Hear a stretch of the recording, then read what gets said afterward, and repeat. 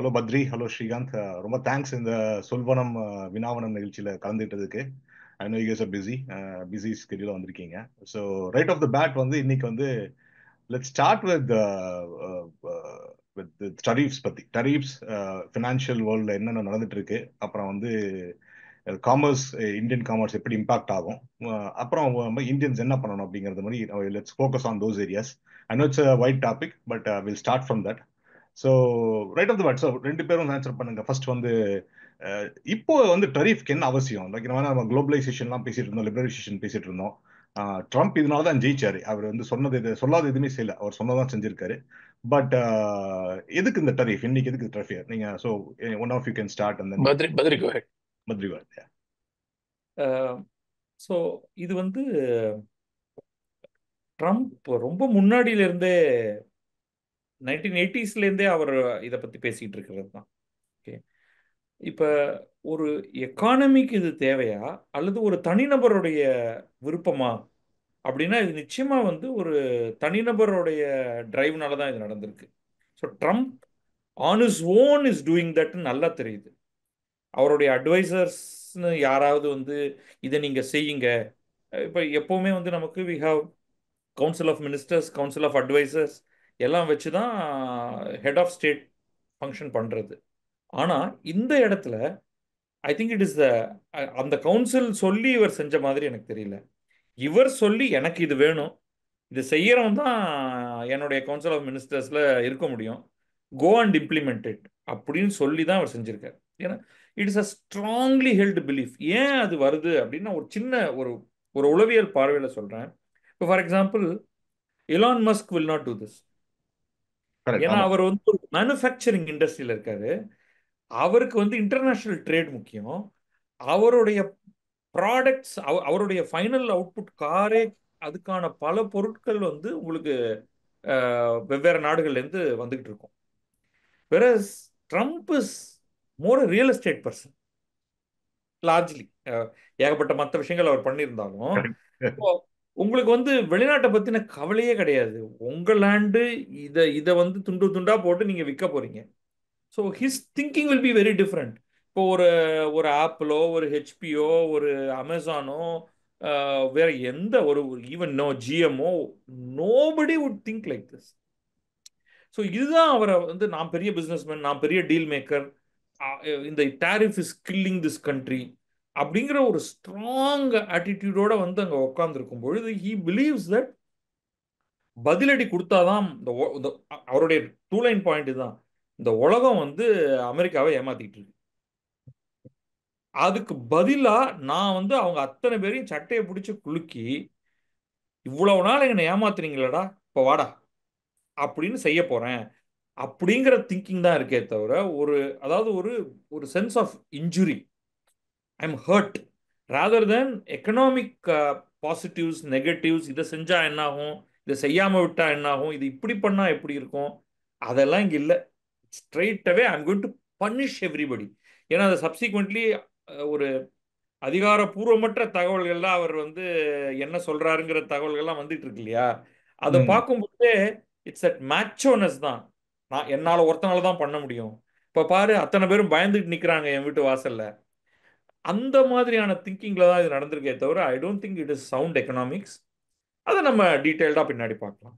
Super. இது வந்து எனக்கு வந்து ஜூலியஸ் சீசர் தான் ஞாபகம் வருது. ஜூலியஸ் சீசரை வந்து ப்ரூட்டஸ் கொன்னப்போ வந்துட்டு I killed him because he was ambitious அப்படின்னு சொன்னாரு.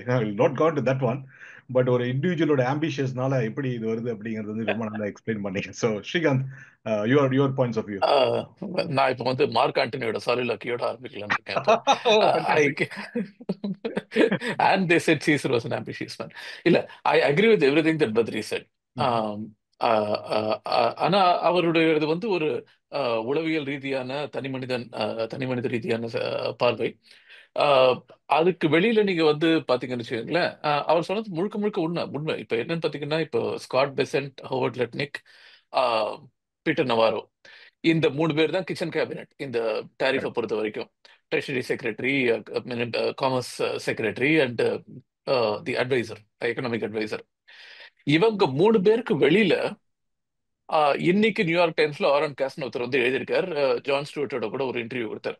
அந்த மாதிரி ஒரு சில ரொம்ப குறிப்பிட்ட விதிவிலக்குகளை தவிர எந்த ஒரு ந- மதிக்கத்தக்க எக்கானமிஸ்டும் இந்த இது வந்து ஒரு நல்ல சிஸ்டம் அப்படின்னு சொல்லவே இல்லை இது வரைக்கும். அதனால இன்னைக்கு எதுக்காக டேரிஃப் அப்படின்னு கேட்டிங்கன்னா, ஆஹ், அது தேவை இல்லைங்கிறது தான் முதல் பதில்.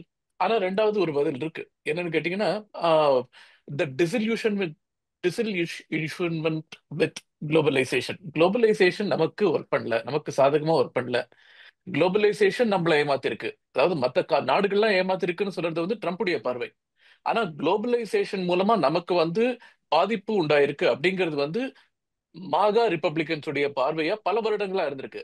எப்போ ஒபாமா வந்தப்போ அந்த டீ பார்ட்டி ஆரம்பிச்சது இல்லையா, அந்த டைம், ஜிஎஃப்சிக்கு அப்புறமா, குளோபல் பினான்சியல் கிரைசிஸ்க்கு அப்புறமா, அந்த டயத்திலிருந்தே ஒரு உலகமயமாக்குதல் என்பது நம்மளை ஏமாற்றும் ஒரு சாதனம், ஒரு ஒரு ஒரு ஒரு முறை அப்படிங்கிற ஒரு மனத்தாங்கல் வந்து ஆஹ், ஒரு 40-10% அமெரிக்க மக்களுக்கு இருந்திருக்குங்கிறது உண்மை. அதுடைய ஒரு அ- அதன் வெளிப்பாடாகத்தான் ட்ரம்ப் ஜெயிச்சார் அப்படின்னு ஒரு கோட்பாடு இருக்கு. அதனால அவங்களுக்கு அவர் செய்யற பதில் மரியாதை இது அப்படின்னு அவர் செய்யறாரோ இல்லாட்டி அவரை சுத்தி இருக்கிறவங்க அவரை செய்ய வைக்கிறாங்களோ, எப்படியோ இந்த மாதிரியான ஒரு ஒரு this is the end of globalisation and tariff is a way to put an end to globalisation and restore some equity. அவங்களுக்கு ஈக்விட்டினா பிடிக்காது, இருந்தாலும் restore some equity in the American class base society அப்படின்னு ஒரு கருத்து இருக்கு. இதனால டாரிஃப் தேவையா? டாரிஃப் தேவைப்படலாம். ஆனா இவங்க பண்ணின மாதிரியான டாரிஃப் தேவையா? கண்டிப்பா இல்ல. டாரிஃப் தேவைப்பட்டிருந்தா கூட இவங்க பண்ற முறைமை வந்து மிக மிக தவறானது அப்படிங்கிறதுல வந்து எந்த எக்கானமிஸ்டுக்கும் எந்த விதமான சந்தேகமும் இல்லை, except for the coterie of the cabal of people around him. Okay, fantastic. நீங்க வந்து சொல்றப்போ வந்து நான் என்னோட அடுத்த கேள்வி இதான் கேட்கறதா நினைச்சேன். பத்ரி சொன்ன மாதிரி தான் டரிஃப்ஸ் போடலாம். பட் நீங்க சொல்றது வந்துட்டு, ஃபார் எக்ஸாம்பிள் கிளின்டன் அவரோட பீரியட்ல டரிஃப் போட்டிருக்காரு. புஷ் வந்து எல்லா அவர் பீரியட்லயுமே பீரியட்ல இருந்தது. போட்டாங்க. அப்புறம் திருப்பி வந்து ஒபாமா பீரியட்லயும் போட்டாங்க. But it is for a specific country or for specific product correct. போட்டிருப்பாங்க. ஸோ இது மாதிரி வந்து கரெக்ட். ஓவராலா வந்து லிபரேஷன் டேன்னு அறிவிச்சு ஒரு 200 கண்ட்ரீஸ்ல வந்துட்டு நம்ம குளோபை சுத்தி சுத்தி தேடலாம் கிடைக்காத கண்ட்ரிஸ்க்கெல்லாம் கூட டரிஃப் போட்டிருக்காரு அப்படிங்கிறது தான் இப்போ வந்து பெரிய பிரச்சனையா போயிருக்கு.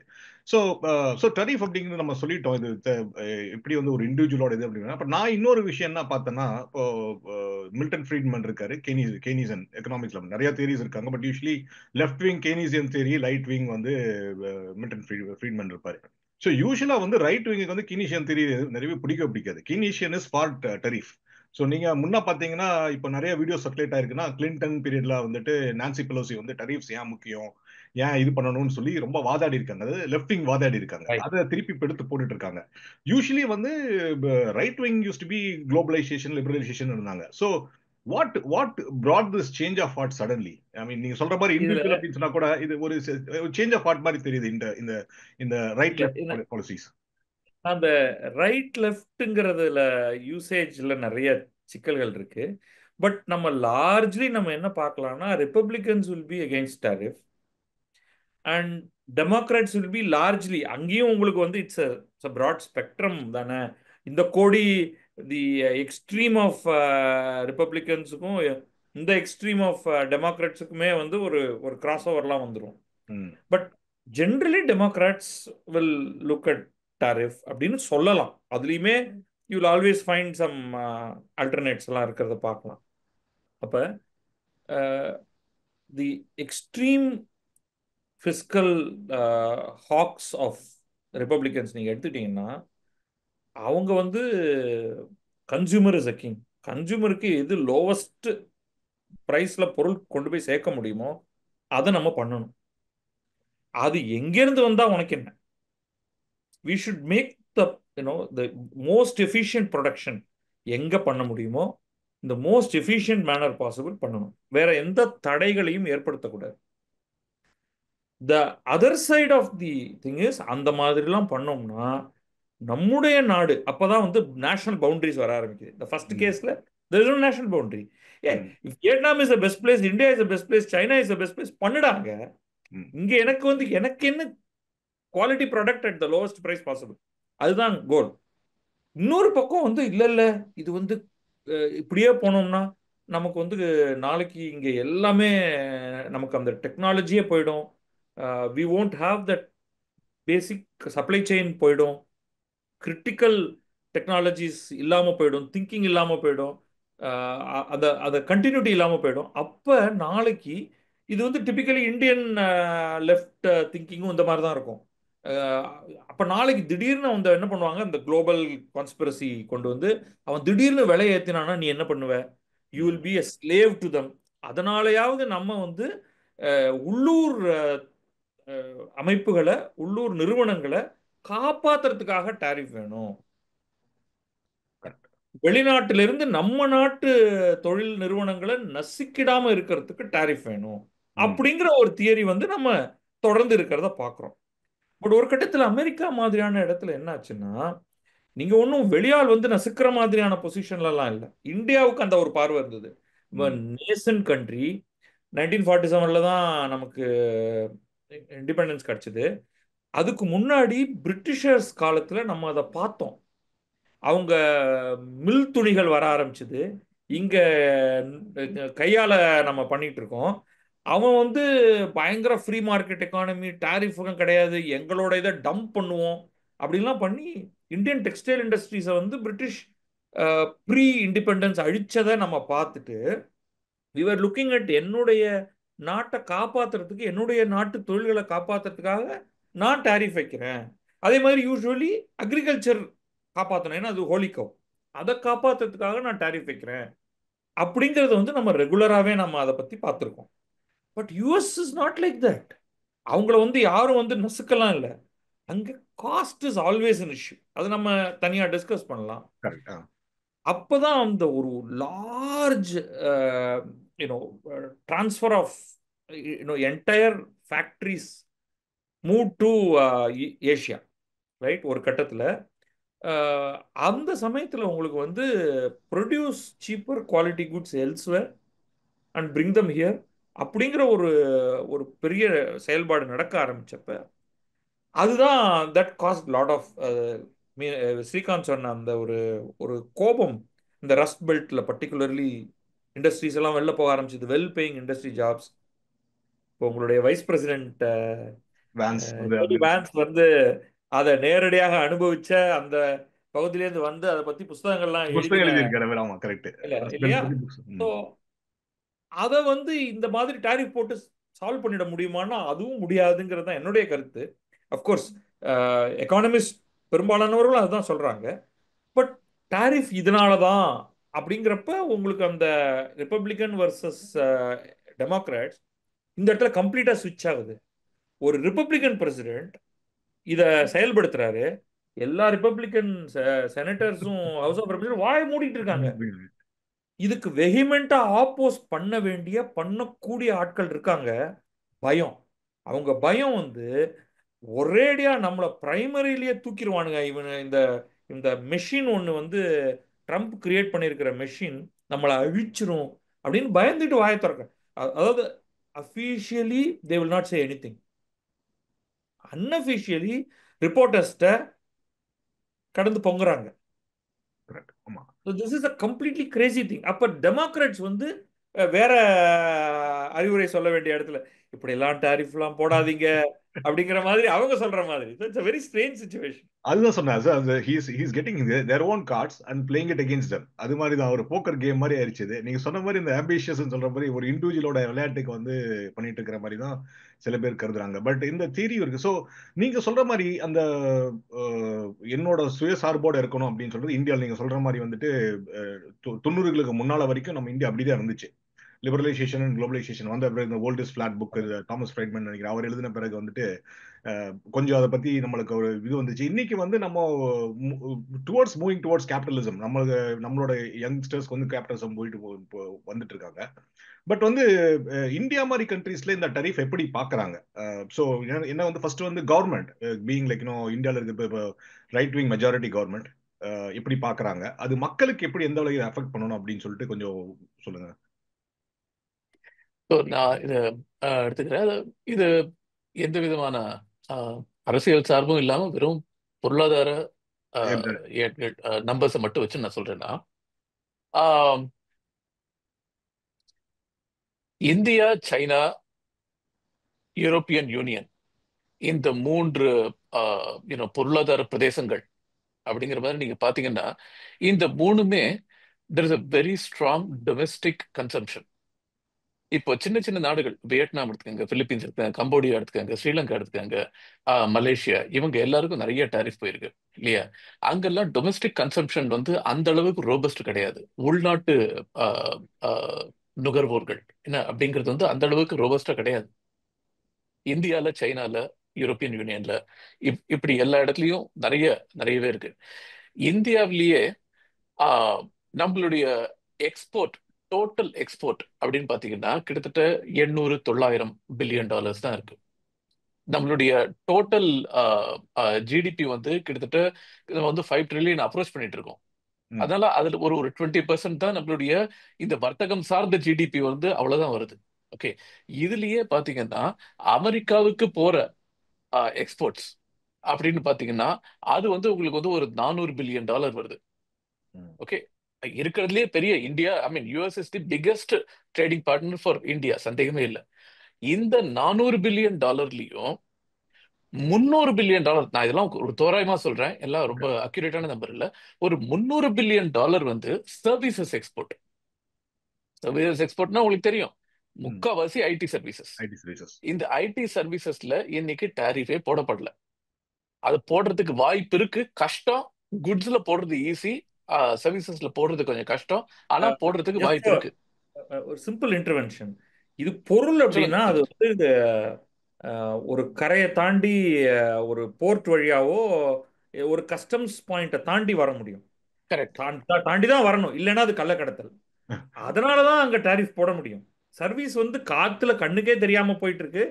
You can only probably tax those companies தவிர பொருளை எக்ஸாக்டா ட்ராக் பண்றதுல நிறைய சேலஞ்ச் இருக்கும்.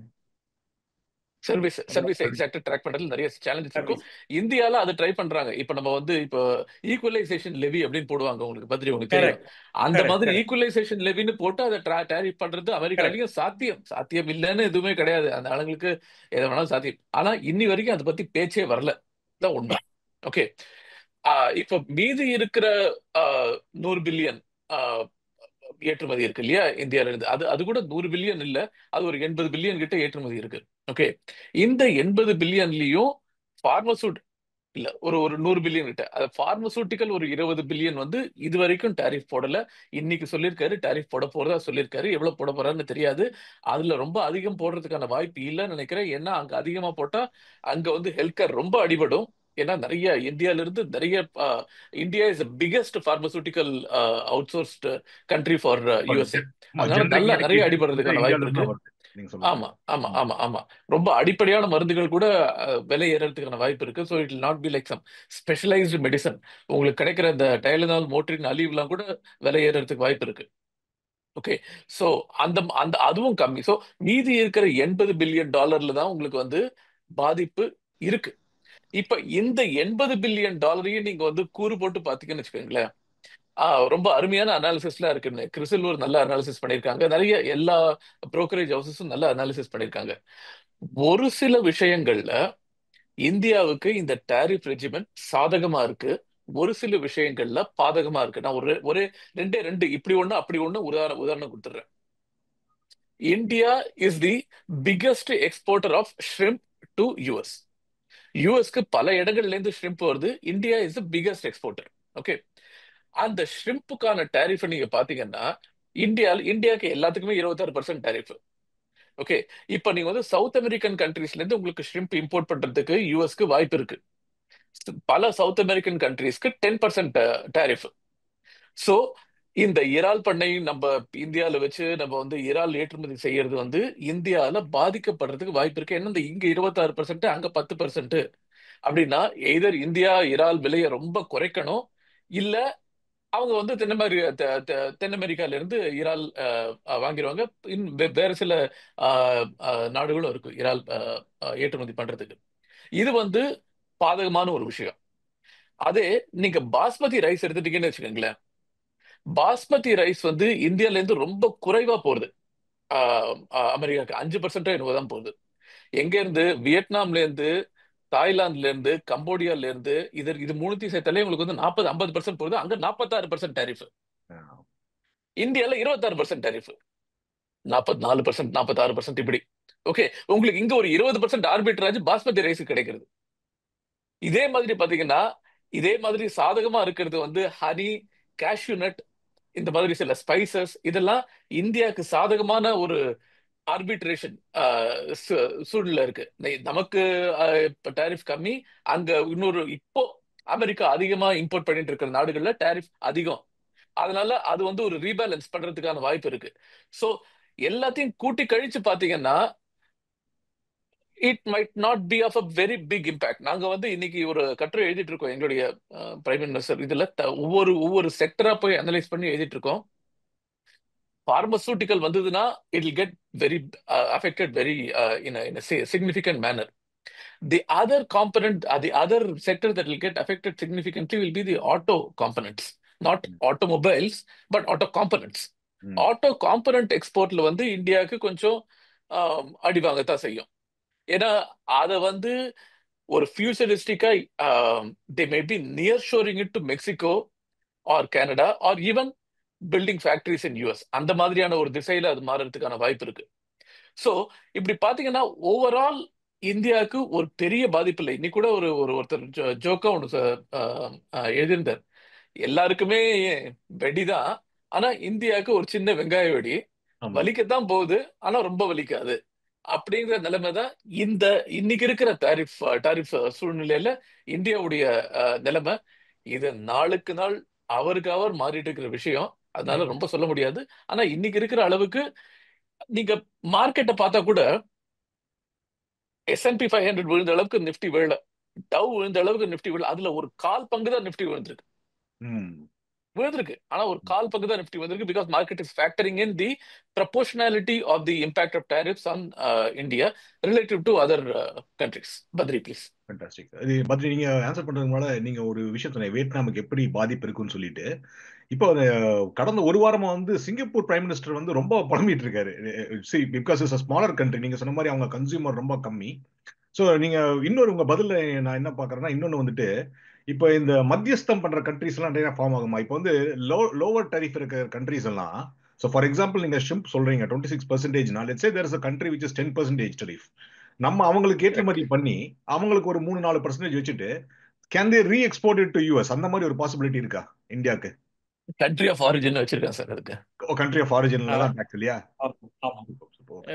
இது வந்து உங்களுக்கு சைனா ட்ரை பண்ணாங்க ஆரம்பத்துல. இப்போ வியட்நாம் அண்ட் கம்போடியாவுக்கு சைனீஸ் குட்ஸை வியட்நாம் கம்போடியாவுக்கு அனுப்பிச்சு ரீபேக்கேஜ் பண்ணி யூஎஸ்க்கு, அதாவது யூஎஸ் சைனா மேல மட்டும் டாரிஃப் போடும்போது, அதுக்கப்புறமா வந்து அதை பிடிக்க ஆரம்பிச்ச உடனே தான் they actually started setting up factories.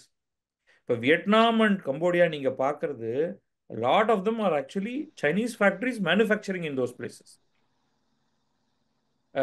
But nevertheless obviously Vietnamese தான் அங்கே ஒர்க் பண்ணுறவங்க, வியட்நாமீஸ் அண்ட் கம்போடியன்ஸ்னு வச்சுக்கலாம், right? But who is the owner of the company அப்படின்னு பார்த்தீங்கன்னா it will be invariably some Chinese. So அப்படி சும்மா அந்த ரீபேக்கேஜ்லாம் நாட் பாசிபிள். அதுக்கு வந்து ரொம்ப அது தெரியாமல் மறைக்கிறதெல்லாம் வந்து கஷ்டம். பட் ஒரு முக்கியமான point, whatever it is, நீங்கள் வந்து இந்த கண்ட்ரிஸ் பார்க்குறீங்க, first of all Americans are going to be affected. அந்த பாயிண்ட் வந்து எவ்ரிபடி இஸ் அக்னாலஜிங். பிகாஸ் எல்லாத்துக்கும் விளையாட போகுது. யாருமே நான் என்னுடைய ப்ராஃபிட் குறைச்சிக்கிறேன், கன்சியூமர்ஸ் வந்து பாவம் கஷ்டப்படக்கூடாதுலாம் சொல்ல போறதில்ல. So Americans are going to see cost increase across the board. அது வந்து வாழைப்பழத்துலேருந்து பீனட்ஸ்லேருந்து நீங்கள் என்னத்தை வேணாலும் எடுத்துங்க, காஃபிலேருந்து இன்ஜினியரிங் பொருட்கள்லேருந்து ஐஃபோன்லேருந்து everything is going to be expensive. That's first. இப்போ இந்தியாவுக்கு இன்னொரு ஒரு அட்வான்டேஜ், இந்த ஸ்டாக் மார்க்கெட் விழும் ஏறும், அது வந்து ஒரு மாதிரி ஸ்டெபிலைஸ் ஆகும். இந்தியாவுடைய ஏற்றுமதி வந்து it's only a very small percentage to the US overall. அதை ஸ்ரீகாந்த் ரொம்ப பியூட்டிஃபுல்லா ஸ்லைஸ் பண்ணி என்னென்ன செக்டர் அப்படின்லாம் சொன்னார். பட் ஓவரால் எக்ஸ்போர்ட்டுங்கிறதே வந்து யூஎஸை பொறுத்த வரைக்கும் குறைச்சு. ஓகே, பட் அங்கேயுமே if a deal making is possible, நம்ம அதுக்கு அந்த பாயிண்ட்டுக்கு வருவோம். ஸோ இப்போ எல்லாருமே வந்து எங்கிட்ட டீலுக்கு வராங்க அப்படின்னு சொல்றாங்க இல்லையா? ஸோ நியாயம்தான். நான் இதுக்கு முன்னாடியே ஐ பாயிண்டட் அவுட் தட் நம்ம வந்து ஈஸியாக சில பொருட்களை நமக்கு என்ன ட்ரம்போட பாயிண்ட் என்ன, ஒன்று ட்ரேட் டிஃபிசிட் இருக்கு எனக்கு உன் கண்ட்ரியோட, ரெண்டாவது நீமே ஹை டாரிஃப் வைக்கிற. ரெண்டும் டூ டிஃப்ரெண்ட். ஓகே, நான் வந்து லோ டாரிஃப் வச்சாலும் ஆர் ஜீரோ டாரிஃப் வச்சிருந்தாலுமே there could still be trade deficit with me. ஏன்னா உங்ககிட்டேருந்து எனக்கு வாங்குறதுக்கு ஒன்றுமே கிடையாது, எங்கிட்டேருந்து உனக்கு விற்கிறதுக்கு நிறையா இருக்கு. நான் உன்கிட்ட என்ன இருந்தாலும் ஃப்ரீயாக என் நாட்டுக்கு கொண்டு வந்து கொடுன்னு நான் சொல்கிறேன். But even then there will be trade deficit. இவர் ரெண்டுத்தையும் குழப்பிக்கிறார். ஓகே, ஒரு விதத்தில், அல்லது தெரிஞ்சாலும் தெரியாத மாதிரி அது கண்டுக்காம விடுறாருன்னு தெரியல. ஸோ இப்போ என்ன ஆக போகுதுன்னா, இந்தியா வந்து ரொம்ப ஈஸியா அந்த ட்ரேட் டெபிசிட்டை ஓரளவுக்கு மேனேஜ் பண்ண முடியும். சிம்பிளி ஆயில் ரஷ்யாட்டேருந்து வாங்குறதுக்கு பதில் யூஎஸ்ட வாங்கிட்டு போயிடும். ஜஸ்ட் நம்ம கல்ஃப் கண்ட்ரீஸ்லேருந்து வாங்கிட்டு இருந்தோம். ரஷ்யாட்ட ஒரு டிஸ்கவுண்டட் ரேட்ல கிடைக்கும் அப்படின்னு இந்த யுக்ரைன் வார்னால அப்படியே அங்கே ஷிஃப்ட் பண்ணோம். Correct, right. இப்போ இந்த இவருடைய டாரிஃப் தாறுமாறா பண்ணும்பொழுது ஈவன் அந்த 26%க்கு நீங்க you start buying more oil, உங்களுடைய ட்ரேட் டெபிசிட் பயங்கரமா குறைய ஆரம்பிச்சிடும். அப்புறம் வந்து நீங்க போய் நீங்க உங்க டாரிஃபை பத்தி நீங்க கவலைப்பட வேண்டாம், நேரா பார்ப்பா எவ்வளவு தூரத்துக்கு நான் வந்து ட்ரேட் டெபிசிட்டை குறைச்சிருக்கேன், லெட்டஸ் யூனோ நீ போட்ட எக்ஸ்ட்ரா டாரிஃப் எல்லாம் தூக்கிடு அப்படின்னா they may actually do that. Correct. அதே மாதிரி மிலிட்டரி எக்யூப்மெண்ட்ஸ் வந்து இப்போ நம்ம வந்து பிரான்ஸ் அண்ட் ரஷ்யால இருந்து வாங்கிட்டு இருக்கோம். And now America is more open to sell that to. இல்ல, அதுல ஒரு சேலஞ்ச் என்னன்னா, இப்ப ஆயில்னா ஜஸ்ட் ஓவர் த கவுண்டர், நீங்க உடனடியா இன்னைக்கு சொல்லி அடுத்த வாரம் ஷிப்மெண்ட் ஆரம்பிச்சிடலாம். டிஃபென்ஸ் டீல்ஸ் எல்லாம் அவ்வளவு குவிக்கா நடக்காது. 5 to 10 years ஆகும். நீங்க இன்னைக்கு சொல்லி அது 2 வருஷம் கழிச்சு, ஏன்னா அதெல்லாம் ரெடியா ஸ்டாக். இப்ப ரஃபேல்லாம் வந்து நம்ம சொன்னதுக்கு அப்புறமா தான் வேலையை ஆரம்பிக்க போறோம், பணம் டிரான்ஸ்பர் ஆனதுக்கு பிறகுதான். பட் ஆயில் வந்து இட்ஸ் லைக் இன்ஸ்டன்டேனியஸ். அடுத்த ஷிப்மெண்ட் இங்க அனுப்புப்பானா முடிஞ்சு போச்சு, ஈஸி. ஸோ இதெல்லாம் நம்ம வந்து I am sure our guys are like say Indian government and it's you know trade commerce and foreign relations department எல்லாமே they can handle this very well. External அஃபேர்ஸ்லாம் இதெல்லாம் பார்த்துக்க முடியும். ஸோ என்ன அதுதான் வந்து Indian stock markets are factoring it in that if at all a deal is possible, India will be ahead of many other countries on deal. Whereas நீங்க வந்து இப்ப ஒரு வியட்நாம் அல்லது கம்போடியா வந்து அவங்களுக்கு இந்த எக்ஸ்போர்ட் ட்ரிகர்டு ரெவென்யூ ரொம்ப important. as opposed to ஒரு பெரிய இன்டர்னல் கன்சூமர்ஸ் இருக்கக்கூடிய ஒரு ரொம்ப ஒரு பெரிய பாப்புலேஷன் இருக்கக்கூடிய ஒரு நாட்டுடைய விஷயத்தோட கம்பேர் பண்ணும்பொழுது வியட்நாம் அண்ட் கம்போடியா ஒரு உதாரணத்துக்கு தான் அந்த 2 பேரை சொல்றேன் நான். அப்பா they will be under panic and அதுல it will be very complicated அந்த டீல்ல. இந்தியா வந்து ரொம்ப சுலுவா அதை ஹேண்டில் பண்ண முடியும்னு நான் நினைக்கிறேன். எஸ் ஸ்ரீகா. Badri, let me just put some numbers to what you just said. Okay, இந்தியாவோட US ட்ரேட் டெபிசிட் வந்து $40 பில்லியன், $43-44 பில்லியன். அதாவது ஏற்றுமதி வந்து $90 பில்லியன், $43 இம்போர்ட் சேர்த்து போட்டீங்கன்னா அந்த $40 பில்லியன் தான் ஒரு மாதிரி 52 அப்படின்னு பாரு, 52/2 26 அப்படின்ட்டு டாரிஃப் போட்டிருக்காங்க. ஓகே, ஸோ இந்த $40 பில்லியன் பத்ரி சொல்ற மாதிரி ரொம்ப ஈஸியா சரி கட்டிடலாம். I'll give you the counter example. Badri சொன்ன மாதிரி வியட்நாமோட ட்ரேட் டெபிசிட் வந்து $120 பில்லியன், $136 பில்லியன் ஏற்றுமதி பண்றாங்க, $13 பில்லியன் இறக்குமதி பண்றாங்க, $123 பில்லியன். அவங்களுடைய மொத்த ஜிடிபியே $500 பில்லியன். மொத்த ஜிடிபி $500 பில்லியன் வச்சுட்டு எப்படி நீங்க $125 பில்லியன் நீங்க எப்படி சரி கட்டுவீங்க? சான்ஸே இல்ல. ஒருவேளை கனடா வந்து யூஎஸ் கூட நினைச்சுக்கிற மாதிரி கம்போடியா அமெரிக்கா கூட நினைச்சாதான் அது முடியும் நினைக்கிறேன்.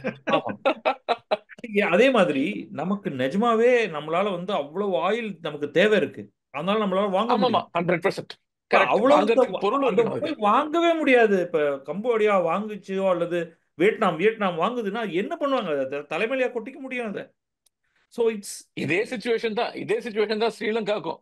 அவங்களுக்கு வந்து அவங்களுடைய டெபிசிட் வந்து ஏதோ $3 பில்லியன் என்னவோ தான். ஆனா அவங்களுடைய மொத்த ஜிடிபி ஏதோ $70-80 பில்லியன் தான். அந்த $3 பில்லியன் அவங்க டெஸ்லா கார் வாங்கி எங்க ஓட்ட போறாங்க? சான்ஸே இல்ல. அது முடியாது, அது முடியவே முடியாது. அது ஆமா. அதை விட முக்கியம் அந்த formula Srikanth talked about, horrible. அது பைத்தியக்காரத்தனமான ஒரு அது வந்து நிறைய பேர் அதை பத்தி பேசிட்டாங்க. ஏதோ ஆமா. குருட்டாம்போக்கு இதுக்கு பேசாம எனக்கு தோணுச்சு நான் போட்டேன்னு கூட ஒரு பர்சன்டேஜ் சொல்லிட்டு போயிடலாம். ஸோ தேர் அன்னெசரிலி கம்பைனிங் ஒரு ரெண்டு விஷயத்தை. ட்ரேட் டெபிசிட்டை ஹேண்டில் பண்றது எப்படி? சரி, இந்தியா ஆல்சோ சைனாவோட இந்தியாவுக்கு வந்து ஒரு பெரிய ட்ரேட் டெபிசிட் இருக்கு. ஓகே, அதனால வந்து கண்ணா பின்னாடி சைனா மேல ஒரு டாரிஃப் போட முடியுமா? இதே ஒவ்வொரு நாடும் இதை வந்து பயன்படுத்த ஆரம்பிச்சதுன்னா இந்த ஃபார்முலாவை ஒரே பித்துக்குழித்தனமா இருக்கும். ரைட், இட்ஸ் ஜஸ்ட் கம்ப்ளீட்லி ரொம்ப தவறான அணுகுமுறை. அதை சொல்றதுக்கு கூட அங்க அவருடைய அட்வைசர்ஸ் இல்ல, தயாரா இல்லை அப்படின்னா, அல்லது அவங்களுக்கே புரியலன்னா யூஎஸ் இஸ் இன் ட்ரபிள் அப்படின்னு தான் சொல்லுவாங்க. So let me ask you ஒரு டெபிள்ஸ் அட்வொகேட் கேள்வி. ஸோ இப்போ வந்து நீங்க சொன்னீங்க வந்து இதோட இம்பாக்ட் வந்து இப்போதைக்கு வந்து அமெரிக்கன் கன்சூமர்ஸ் தான் அதிகம்ன்றீங்க. Invariably already we are in inflated state, அது எல்லாருக்குமே தெரியும். இன்ஃபிளேஷன் வந்து நான் இதை போன இதில் கூட சொல்றேன். நாங்கள் வந்து ஒரு டசன் முட்டை வந்து ஒரு காலத்தில் வந்து $2 வாங்கிட்டு இருந்தோம். இன்னைக்கு வந்து $9 to $10 ஆகுது டசன் முட்டை. அதே மாதிரி ஆரஞ்சு ஜூஸ் வந்து ஒரு can of orange juice but நீங்களாம் இருக்க $1 வாங்கியிருப்பீங்கன்னு நினைக்கிறேன். நாங்கள் வந்தப்போ வந்து ஒரு ஒரு can of orange juice $2 to $3. இன்னைக்கு வந்து ஒரு can of orange juice $10. So just give a comparison from just between Obama to now last 10 இயர்ஸ்ல நீங்க பாத்தீங்கன்னா 10 to 12 இயர்ஸ் பாத்தீங்கன்னா ஆல்மோஸ்ட் ட்ரிபிள்ட். ஆரஞ்சு ஜூஸ் ஆகட்டும், முட்டை ஆகட்டும், அந்த மாதிரி இதுவும் போயிட்டு இருக்கு. அது மாதிரி கேஸ் பிரைஸ் கொஞ்சம் மேலே ஆயிடுச்சு, இப்போ கீழே வந்துட்டு இருக்கு. பட் கேஸ் பிரைஸ் நம்ம கேஸை குடிக்க முடியாது. So now devil's advocate. So maybe is Trump's plan to inflict that pain on Americans. இந்த அமெரிக்கன்ஸ் இதை அனுபவிக்கட்டும். அவங்களுக்கு வந்தாதான் நம்ம சுயசார்பு மேல ஒரு தாக்கம் வரும், ஒரு நேஷனாலிட்டி ஃபீலிங் இன்க்ரீஸ் ஆகும், நம்ம ஃபேக்டரிஸ் இங்க கட்ட ஆரம்பிப்போம் அப்படின்னு ஒரு நினைப்பு இருக்க சான்சஸ் இருக்கா? நீங்க என்ன நினைக்கிறீங்க? 2 பேரும் சொல்லுங்க. அந்த அளவுக்கு 4D செஸ் சொல்லி பிராணனை வாங்குறீங்க பாருங்க எல்லாரும். அதெல்லாம் ஒன்றும் இல்லை சார். அந்த மாதிரிலாம் அந்த ஆளுக்கு வந்து மகா ரிப்பப்ளிகன்ஸை ஒரு ஒரு மேனுஃபேக்சரிங் பூம் கொண்டு வந்து எப்படியாவது திருப்திப்படுத்த முடியுமா அப்படிங்கிறதுக்கான ஒரு ஒரு குரூடு முயற்சி. அதுக்கு மேல இதுல எதுவும் இல்லைங்கிறது என்னுடைய கருத்து. நம்ம வந்து அவன் இன்ட்ரெஸ்ட் ரேட்டை குறைக்கிறதுக்காக இது பண்றான். நம்ம வந்து சுயசார்பு செல்ஃப் சஃபிஷியன்சிக்காக பண்றான். இவர் பெரிய காந்தி. அவர் வந்து தன்னிறைவான அமெரிக்கா உருவாக்கணும் அப்படின்னு பாக்குறாரு. அதெல்லாம் ஒண்ணும் இல்லைங்க. பத்ரி, உங்களோட கருத்து சொல்லுங்க. நான் வந்து இந்த மாதிரியாக ஒரு ஒரு எல்லார் மேலேயும் பெயினை இன்ஃப்ளிக்ட் பண்ணி தான் இதை பண்ணணுங்கிறது இல்லை. இப்போ India has tried PLI schemes, right, productivity linked incentive. So நீ இதை ப்ரொடியூஸ் பண்ணு, நான் உனக்கு வந்து இவ்வளவு தரேன். So it's a subsidy. Okay, US வந்து அக்ரிகல்ச்சருக்கு நிறைய சப்சிடி தராங்க, ரைட். அதே மாதிரி நீ கார் மேனுஃபேக்சரிங்க்கு ஒரு வேளை தரலாம். அது கூட ஒர்க் ஆகுமாங்கிறது தெரியல. கடைசியா இட்ஸ் அ காம்பினேஷன். நீங்க வந்து ஒரு லோக்கல் மார்க்கெட்டை கேப்சர் பண்றதுக்கு ஒரு நல்ல அவங்க என்ன தேவை அதை வந்து எஃபிஷியண்டா நம்மளால ப்ரொடியூஸ் பண்ண முடியுமா, அதுக்கு என்ன பண்ணலாம் அப்படிங்கறதெல்லாம் ஒர்க் அவுட் பண்ணி தான் யூஎஸ் மேனுஃபேக்சரர்ஸ் நம்ம வெளிநாட்டில் பண்றது தான் ரைட் அப்படிங்கிற ஒரு இதுக்கு வந்திருக்காங்க, ரைட். ஓகே, அத அதுக்கு பதில் வேற என்ன? இப்ப நீங்க வந்து வேற என்ன பண்ண முடியும்? எல்லாருமே இப்ப இந்தியா வந்து அக்ரிகல்ச்சர்லேருந்து நகர்ந்து தான் ஆகணும். அத்தனை பேருக்கும் அக்ரிகல்ச்சரை நம்பி அதுலயே அவங்கள வச்சிருந்தாலும் அவங்களால பிழைக்க முடியாது. அதனாலதான் இங்க வந்து ஒரு பெரிய சேர்ன் ஒன்று நடக்குது. யாருமே அதை பயங்கரமாலாம் ஆப்போஸ் பண்ணலாம் இல்லை, ரைட். மேனுஃபேக்சரிங் இன்னைக்கு அவங்களுக்கு சைனா இஸ் ஆக்சுவலி ஒரு பெரிய பூம். நீங்க அந்த ஆங்கிள் இருந்து பார்த்தா சைனா வந்து கன்சூமர் ப்ராடக்ட்ஸை அவ்வளோ ஒரு அட்ராக்டிவ் ரேட்டுக்கு ஃபேர்லி குட் குவாலிட்டி. ஆரம்பத்தில் கொஞ்சம் குவாலிட்டியில் பிரச்சனைகள் இருந்திருக்கலாம், பட் போக போக ஒரு நல்ல குவாலிட்டி ப்ராடக்ட் வந்து அமெரிக்கன் கன்சூமருக்கு கொடுக்க ஆரம்பிச்சது. You just turn around. இப்போ உங்களுக்கு ரிசோர்ஸ் இருக்கு. For example, with all the environmental problems, fracking வந்ததுக்கு பிறகு இந்த ஆயில் ப்ரொடக்ஷன் பயங்கரமாக இன்க்ரீஸ் ஆயிருக்கு. Always services, particularly computer related services, AI வரைக்கும், இந்த சைனாவுடைய த்ரெட் ஒரு பக்கம் இருக்கட்டும், ம் US is at the four front. இப்போ ஆப்பிள்ங்கிறது எங்க மேனுஃபேக்சர் ஆனாலும் ம் எவென்ச்சுவலி அது ஒரு அமெரிக்கன் கார்பரேஷனுடைய ப்ராடக்ட் தான். அது இந்தியாவில் விற்குது, உலகம் முழுக்க விற்குது. அதெல்லாம் வந்து இந்த all these big companies, right, your Meta, your Alphabet, Apple, Amazon, எல்லாமே வந்து ஒரு ஒரு பெரிய ரெவென்யூவை அது அது ஒரு ஒரு சில நிறுவனங்கள்கிட்ட குவிச்சாலும் அது அமெரிக்காவுக்கு தான் வருது. ம் அதோடைய இன்வெஸ்ட்மெண்ட்டும் கரெக்ட். அமெரிக்கால தான் இருக்கு, ரைட்? ஸோ ஆமா. இது எல்லாத்தையும் நம்ம பார்க்கும்பொழுது தெர் இஸ் churn. இப்போ மக்கள்கிட்ட அது போகலைன்னா அதுக்கு என்ன பண்ணலாம், அதுக்கு என்ன இன்சென்டிவ் தரலாம், அது எப்படி வந்து டிப்ளாய் பண்ணலாம், எப்படி அந்த மக்களை வந்து ஒரு ரீட்ரைனிங், இஃப் நாட் அந்த ஜெனரேஷன் அடுத்த ஜெனரேஷன், ம் அந்த ஒரு ஆர்வத்தோட மக்கள் தங்களுடைய வருமானத்தை பெருக்கிக்கிறதுக்கான என்வாயர்மெண்ட்டை எப்படி உருவாக்குறது, அது போன்ற விஷயங்கள்ல இறங்காம நான் மேனுஃபேக்சரிங்கை மேலே கொண்டு வருவேன்னா how is it going to be possible? நீங்க எல்லா விஷயங்களையும் கணக்கில் எடுத்துட்டு பாருங்க, ம் ரைட்? சில ரொம்ப ஒரு பேட்டன்ட் டெக்னாலஜி, ரொம்ப கஷ்டமான டெக்னாலஜி. இப்போ ஏர்கிராஃப்ட் வந்து உலகத்துல எவ்வளவு கம்பெனி பண்றாங்க? வெகு சிலர் தான். ஐயோ, Boeing, all it's problems Boeing தான், போயிங்கும் ஏர்பஸும் தான். Airbus. எம்ப்ரேயர் கூட ரொம்ப ரொம்ப குறைவு. Correct. அதுக்கப்புறம் மீதி எல்லாம் வந்து விளையாட்டு பொம்மைகள் தான், ரைட்? Correct. அப்ப இது வந்து இந்தியா நினைச்சாலும் இன்னைக்கு பண்ண முடியாது. சைனா ஒரு அட்டெம்ப்ட்ல இருக்கே தவிர it's long way to go. அப்ப அந்த மாதிரி உங்களுக்கு வந்து ராக்கெட்ரி அப்படி எடுத்துப்போமே, ம். ஸ்பேஸ் எக்ஸ் வந்து தினம் நாள் விட்டுட்டு இருக்கான், ஆமா, எக்ஸாக்ட்லி. Literally, right? இது இது வாட் இந்தியா வந்து ஒரு ஆரம்பிச்சதுல இருந்து இன்னி வரைக்கும் பண்ணதை அவன் ஒரு வருஷத்துல SpaceX is sending. So there are some natural advantages. அந்த அட்வான்டேஜை இன்னும் எப்படி பெருசாக்குறது, அதன் மூலமா வேலைகளை எல்லாருக்கும் கிடைக்க வைக்கிறது, அதுதான் பண்ண முடியுமே தவிர இல்ல நான் வந்து மேனுஃபேக்சர் பண்ணுவேன், ஊசியையும் பாசிமணியும் நான் மேனுஃபேக்சர் பண்ணுவேன், நான் வந்து எல்லாத்தையும் நான் எஃபிஷியன்சியை பத்தி கவலைப்படாம ஒரு காருக்கு தேவையான அத்தனையும் எங்க ஊர்ல பண்ணுவேன் அப்படின்னா, நம்ம இந்த குளோபலைசேஷனுடைய one of the greatest advantages is எதை எந்த இடத்துல சிறப்பாக பண்ண முடியுமோ அதை அந்த இடத்துல பண்ணி அது எல்லாத்தையும் even including the transportation cost ஒரு இடத்துல கொண்டு வந்து சேர்த்து அந்த ப்ராடக்டை ஒரு கம்ப்ளீட் பண்றது அப்படிங்கிறத நம்ம பண்ணிட்டு இருக்கோம், ரைட்? Correct. அதுல சின்ன சின்ன இடங்கள்ல எப்படி எஃபிஷியன்சியை கொண்டு வருது, இல்லை இதை எப்படி ஒரு ஹப் ஆக்குறது, இந்த ஒரு பொருளுக்கான ஒரு ஃபோக்கஸ் அங்கே அதிகப்படுத்துறது, அதெல்லாம் பியூட்டிஃபுல்லா பண்ணுவோம். அதை விட்டுட்டு இந்த மாதிரி மொரட்டடியான ஒரு ஆக்டிவிட்டியில இறங்கி இப்போ ஈவன் ட்ரக்ஸ் எடுத்துப்போமே, அது ம். ஸ்ரீகாந்த் பேசினப்ப எப்படி how Indian drugs are important, that is on the generic. Generic drugs, yes. Patented high and ட்ரக்ஸ்ல இன்னும் it's only the US. Yeah, Pfizer's அது and Janssen are. You know other countries are nowhere near that. So there is a lot that ஒரு ஒரு அமெரிக்காவுக்குன்னு ஒரு natural advantage இருக்கிறது அதிகப்படுத்தணுமே தவிர எல்லாரும் எல்லாமும் பண்ணணுங்கிறது வந்து ரொம்ப ஒரு அது ஒரு அரத பழசான communist thinking which is not going to work.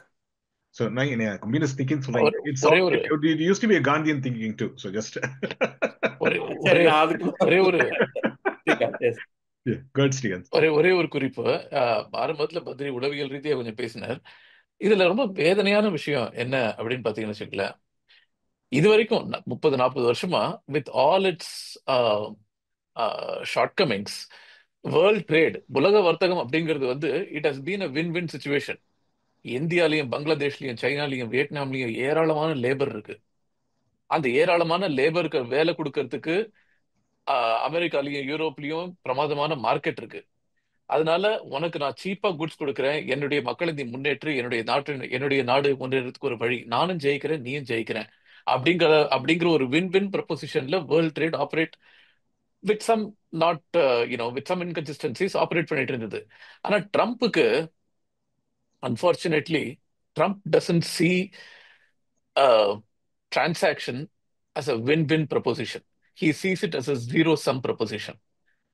நீ ஜெயிச்சேன்னா நான் தோத்தேன்னு அர்த்தம், நான் ஜெயிச்சா நீ தோத்தாதான் நான் ஜெயிச்சதா அர்த்தம். அப்படிங்கிற மாதிரியான ஒரு பார்வையில பார்க்கும் பொழுது இது எல்லாமே இப்படித்தான் நடக்கும். டாரிஃப் போட்டு நீ எங்கிட்டேந்து நான் உன்னை முழுக்க முழுக்க சுரண்டி நான் ஜெயிச்சாதான் அமெரிக்கா ஜெயிச்சது அப்படிங்கிற திருப்தி இருக்கிற வரைக்கும் இந்த மாதிரியான எண்ணங்கள் தான் உதிக்கும். அது நீங்க சொன்னீங்களா, பத்ரி சொன்னீங்களா, அது I think it comes from is real estate personality இல்லைங்களா? ரியல் எஸ்டேட் பர்சனாலிட்டினா ப்ராபப்ளி அந்த கோல்ஃபிங்ல கூட சொல்லிட்டு இருந்தாங்க. சரி, இப்போ இங்க வந்து கோல்ஃப்ல வந்து நீங்க பர்டிகுலர் ஒரு கிளப் ட்ரம்ப்னு இல்லை, எந்த ஒரு பாப்புலர் கிளப்புக்கு போனாலும் இயர்லி ஃபீஸ் வந்து you have to pay close to $1 million for some of the popular golfing places. கொஞ்சம் நம்மள மாதிரி மீடியாக்கா இருக்கவங்க கூட 10,000 20,000 கொடுத்து போறாங்க. ஸோ நீ என்னோட கால்ஃப் கிளப்ல மெம்பர் ஆகணும்னா உனக்கு இவ்வளோ ஃபீ, இந்த ஃபீ இருந்தா தான் நீ இதுக்குள்ளேயே வர முடியும். அதுக்குள்ள வந்து நீ காஃபி குடிக்கிறியா டீ குடிக்கிறியா உள்ள வர்றதுக்கே உனக்கு $20,000 வருஷத்துக்கு கொடுத்தாகணும் அப்படின்றாங்க. ஸோ ஐ திங்க் இந்த டரீஃப் அப்படிங்கிறத நான் அப்படிதான் பாக்குறேன். நீ வந்து அமெரிக்காவோட வர்த்தகம் பண்ணணும்னா 10% வரியை செலுத்து, அப்பதான் என்னோட பிளேயிங் ஃபீல்டுக்குள்ளேயே வர முடியும் அப்படின்றாரு. ஸோ சொல்லுங்க, நீங்க சொல்ல வரீங்க. இது வந்து ஒரு புதுமையான சிந்தனை கிடையாது. ஆதி காலத்துல மன்னராட்சி காலத்துல வருமான வரி அப்படிங்கிற மாதிரியான கோட்பாடெல்லாம் இல்லாதப்போ ஒரு அரசாங்கத்துக்கான வரி வந்து சுங்க வரி. அதாவது நீ வந்து நான் இந்த மார்க்கெட்டை வந்து கிரியேட் பண்ணிருக்கேன், இது என்னுடைய நாடு, இந்த மார்க்கெட்டை நான் கிரியேட் பண்ணிருக்கேன், இதுல நீ வந்து நீ வியாபாரம் பண்றேன்னா எனக்கு நீ வந்து வரி செலுத்தணும், சுங்க வரி செலுத்தணும் அப்படிங்கிறது. இதெல்லாம் பழைய பழைய முறைகள். It is a regressive way of taxing everybody uniformly. இப்போ வந்து இன்கம் டாக்ஸ் மாதிரியான ப்ராக்ரஸிவ் வழியெல்லாம் வந்தப்புறம் அதெல்லாம் உதறியாச்சு. எக்ஸப்ட் இப்போ மறுபடியும் அந்த வழிக்குள்ள போயிட்டு இருக்கோம். Exactly. So you kind of gave me a very good lead. So just to go back to the history, right? 1913ல ஐ திங்க் 16th அமெண்ட்மெண்ட்ல தான் வந்துட்டு income tax act of US வந்துச்சு. அதுக்கு முன்னால வரைக்கும் நீங்க சொல்ற மாதிரி யூஎஸோட வருமானம் வந்து ஒன்லி த்ரூ டரிஃப்ஸ். ஸோ 1913க்கு அப்புறம் தான் இன்கம் டாக்ஸ் வாங்க ஆரம்பிச்சாங்க. அதுக்கு முன்னால சில கண்ட்ரீஸ்ல வந்து இன்கம் டாக்ஸ் இருந்துச்சு, பட் அதுக்கப்புறம் தான் பரவலாச்சு. ஸோ இன்னைக்கு வந்து அது அப்படியே குறைஞ்சு around 12 countries in the world today do not have any income tax. They are sustaining through tariffs. One of the promises that Trump made was to do a tax cut. So நீங்க சொன்ன மாதிரி பழமையை நோக்கி ரிக்ரெசிவ்னு சொல்றீங்க, பழமையை நோக்கி ஒரு பயணமா இது? Do you think that இந்த டரிஃப் உயர்த்திட்டு இன்கம் டாக்ஸை குறைக்கணும், இல்ல இன்கம் டாக்ஸை இல்லாம செய்யணும் அப்படின்னு ட்ரம்ப் மூவ் பண்றாரா? Is there a method to his madness? அதுக்கு முயற்சி பண்றார்.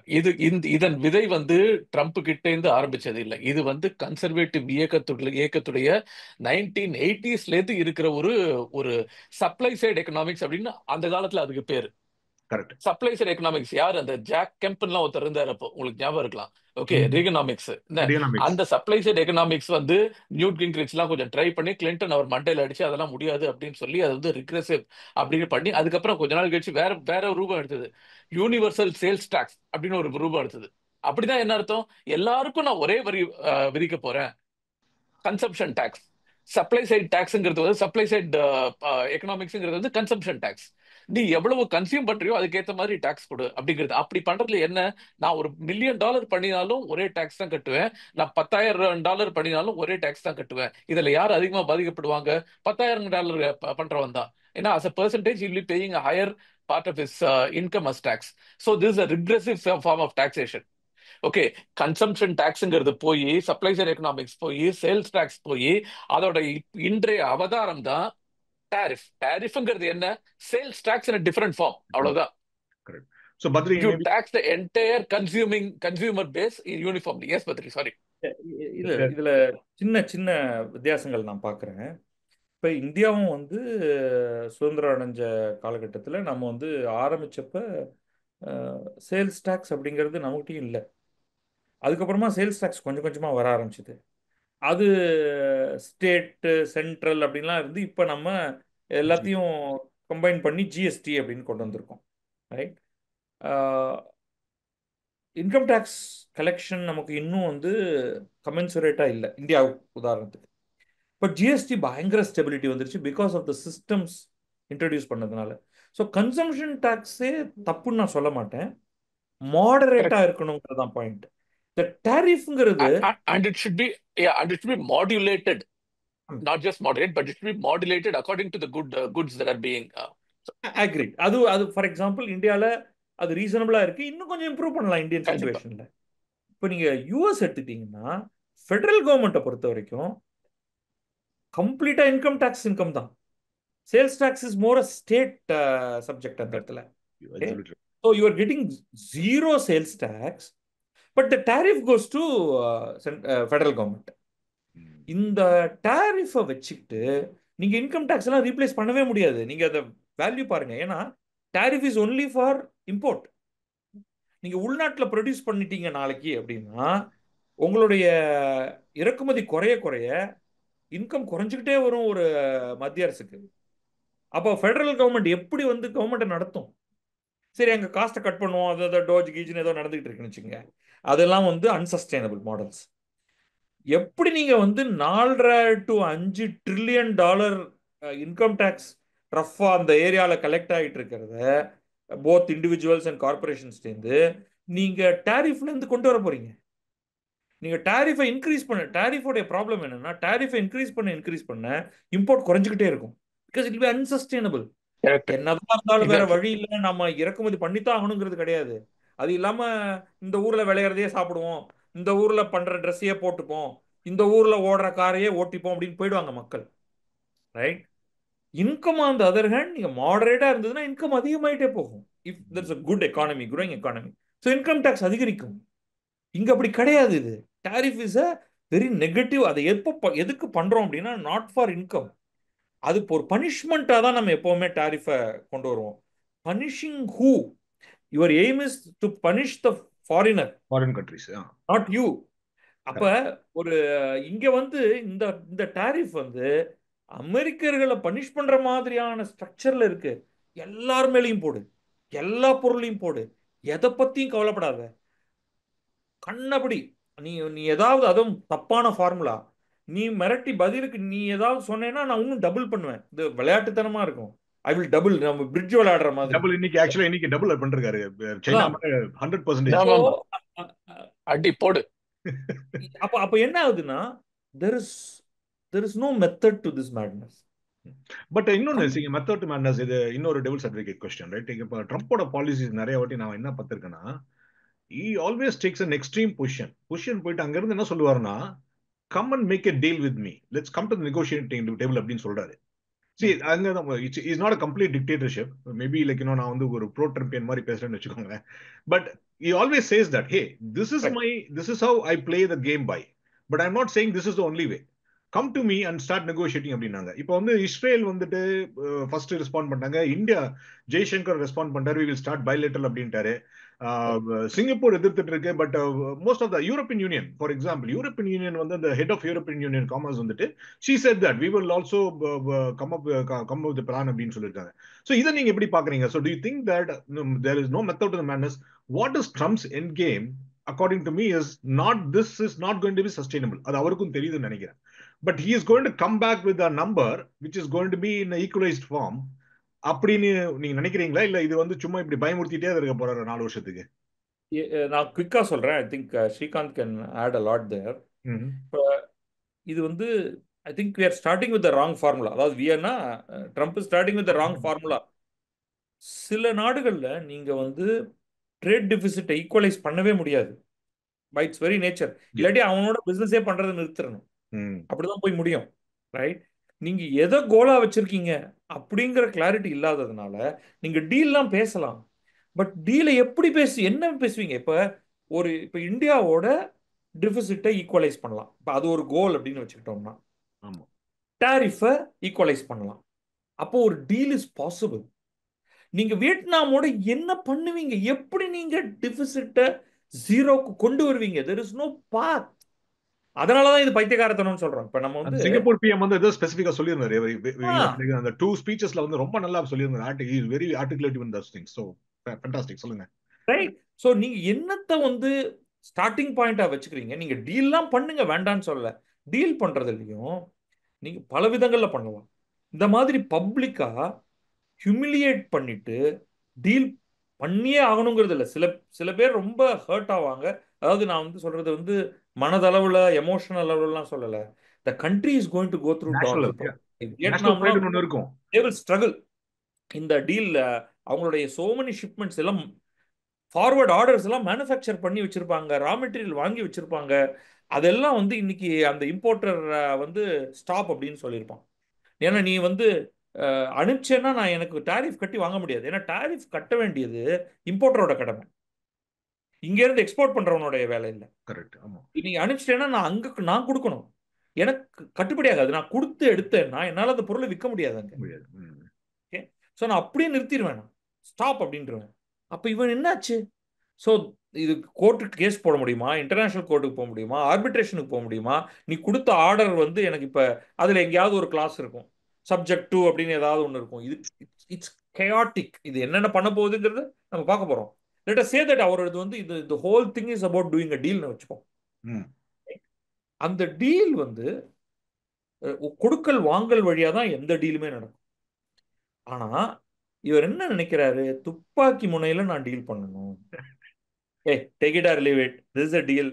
இது கையெழுத்து போட்டுட்டு kiss my ring and then go அப்படிங்கிற மாதிரியான ஒரு மஃபியா மாடல் கொண்டு வரும்பொழுது தட் டசன்ட் ஒர்க். நம்ம வந்து ஒவ்வொரு நாட்டுக்கும் ஒரு ஒரு அதுக்கான ஒரு ரீசனபிள், ஒரு ரொம்ப அடிமட்டத்தில் இருக்கிற ரொம்ப ஒரு ஏழ்மையான ஒரு நாட்டுக்கிட்ட போய் உனக்கு எனக்கும் ட்ரேட் விசிட் இருக்குன்னுலாம் போய் பேசலாமா? நீங்க வந்து எய்டா கொடுத்துட்டு இருந்தீங்க பணத்தை, அதுக்கப்புறம் அவன்கிட்ட அட்லீஸ்ட் ஒரு வியாபாரமா நீங்க பொருளை வாங்கி பரவாயில்லப்பா நீ கேட்குற காசை கொடுக்குறேன், அட்லீஸ்ட் நீ அந்த பணத்தை வச்சு ஒரு 2 வேளை வயிறார சாப்பிடுங்க கூடிய ஒரு நாட்டில் போய் நான் உனக்கு டாரிஃபை போடுவேன் அத்தை போடுவேன்னு இட்ஸ் நாட் லைக் ஒரு ஒரு ஒரு பெரிய சுத்தியலை எடுத்துட்டு எல்லாத்தாலையும் மொட்டு மொட்டுன்னு அடிக்கிறதா? That's what is happening here. So Srikanth, நீங்க ஆன்சர் பண்றதுக்கு மேல பத்ரி உங்களுக்கு ஒரு ட்விஸ்டர். ஸோ நீங்க என்ன சொல்றீங்கன்னா, நான் இதை வந்து இப்படி டிரான்ஸ்லேட் பண்ண முடியுமா?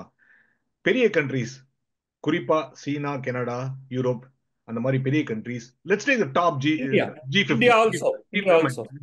G15ல இந்தியா வந்துரும், G15 G20ல இந்தியா வந்துரும். லெட்ஸ் சே G20 கண்ட்ரீஸ் மேல டரிஃப் போடுறதுல தப்பு இல்லை அப்படின்றீங்க. But when you go lower, deal போடுங்கங்கறேன். டீல் போடுங்க. Okay okay, work out a deal. It doesn't have to be the same deal. Multiple bilateral. See, ஒன்னு global order, no tariff, WTO அந்த ரெஜிம்ல போகணும். இல்ல அது எனக்கு பாதகமாக இருக்குன்னு நீங்க நினைச்சீங்கன்னா நீங்க பைலேட்டரல் டீல்ஸ் ஒர்க் அவுட் பண்ணுங்க. Super super. பட் எவன் மேலையும் எல்லார் மேலையும் சகட்டு மேனிக்கு சைனா வந்து உங்களுடைய த்ரெட்டை ஹேண்டில் பண்ணும். ஹேண்டில் பண்ணிருக்காங்க. I think they retaliate. இல்ல அவங்களுக்கும் பாதிப்பு தான், அவங்களுக்கும் பாதிப்பு தான், இந்தியாவுக்கும் பாதிப்பு தான். இந்தியாவால ஒரு விதத்துல அந்த டீலை போட முடியும். சைனா வந்து இன்னைக்கு டீல் போடாது, ஏன்னா அவன் வந்து நம்பர் 2ல இருந்து நம்பர் 1 பொசிஷனை நோக்கி போறவங்க. நான் டகார்னு காலில் விழுந்துட முடியாது. இந்தியாவுக்கு இன்னைக்கு குவைட்டா காலில் விழுந்துடலாம் சாஃப்டா, இது ஒன்றும் பெரிய தப்பு கிடையாது. It's your survival, right? China பண்ணாது, அதை இப்போதைக்கு பண்ணாது. Because there are other reasons why you want to that. ஆனா so many other countries அவங்க shell shocked and it's going to result in human misery.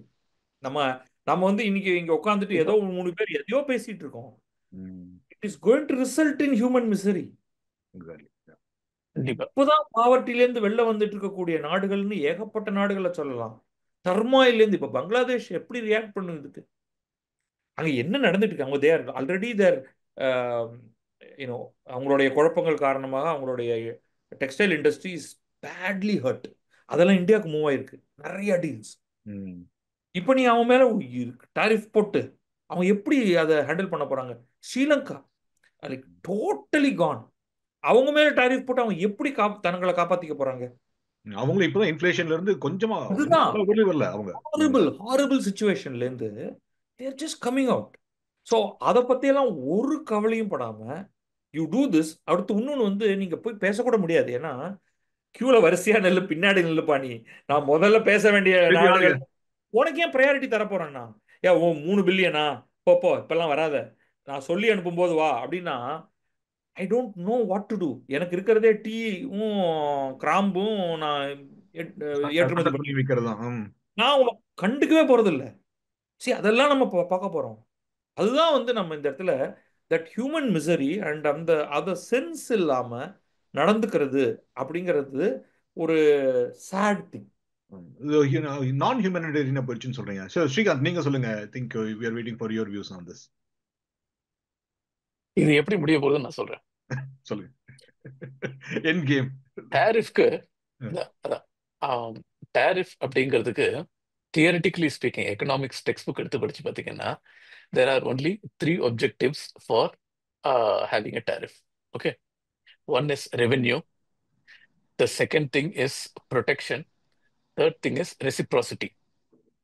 இந்த மூணுமே ஒன்னோடு ஒண்ணு கொஞ்சம் கொஞ்சம் கான்ஃபிளிக்ட் ஆற அப்ஜெக்டிவ்ஸ்.